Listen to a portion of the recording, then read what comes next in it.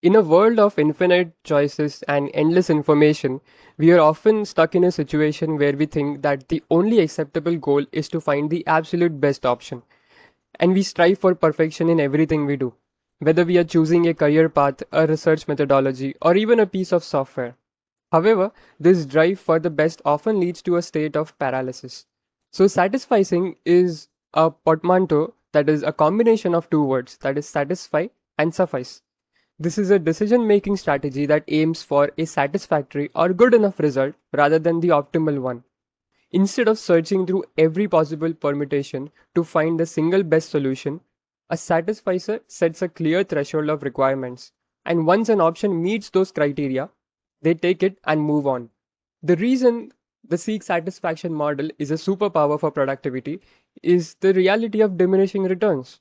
The effort required to move from 80% to 100% perfect is often 10 times higher than the effort required to get to 80% in the first place. And this is exactly what Pareto's law also stated. Beyond a certain point, the curve of productivity just plateaus. Every hour spent past that threshold provides non significant quality gains. For a maximizer, someone who must have the absolute best, the cost of the decision is not just the price of the item or the time spent. It is the opportunity cost of the mental energy and time that could have been spent elsewhere. In fast moving industries, the person who makes 10 good enough decisions and iterates on them will almost always outpace the person who is still agonizing over the perfect first step. Satisficing isn't about lowering your standards. It's about being economically rational with your most finite resource, that is your time. And so you need to eliminate the analysis paralysis by making decisions faster and then eventually gaining experience from that.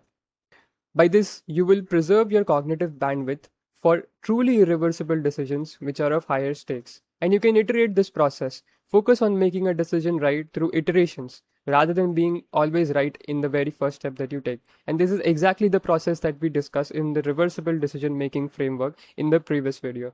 So let's take an example to understand this better. Imagine you are an analyst in a biotech firm tasked with producing a report on the competitive landscape for a new oncology drug. If you think from the maximizer approach, you will attempt to find every single mention of every competitor in every medical journal, patent filing, and regional news outlet globally.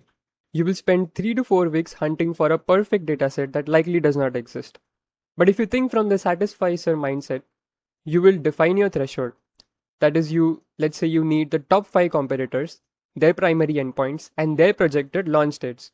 And once you have this high quality data that satisfies this minimum requirements from 3 to 4 reputable sources, you stop searching and start analyzing. By satisficing the data collection, you deliver a strategic recommendation while the maximizer is still wrestling with their bibliography. Another example could be for students and early career professionals who, let's say, for example, might be wanting to move into the roles of data science or business development. The choice of tools that they want to learn can be a massive trap. You could spend months comparing what tools you need to start learning, SQL, Python, or different CRM platforms to find the perfect one for your career to start up.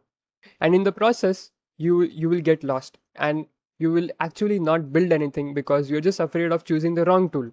However, if you apply the satisficer mindset, you can set a threshold for yourself that you need a tool that is industry standard, has a strong community around it, and can handle your specific requirements.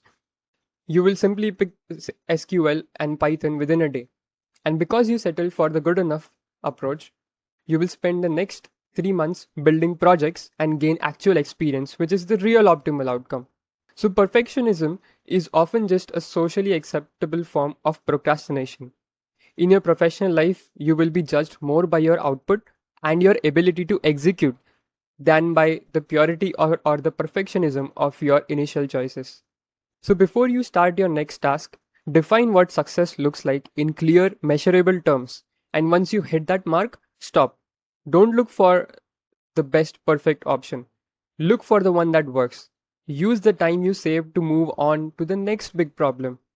In a race, the person who finishes with a good enough pace will always beat the person who is still standing at the starting line polishing their shoes.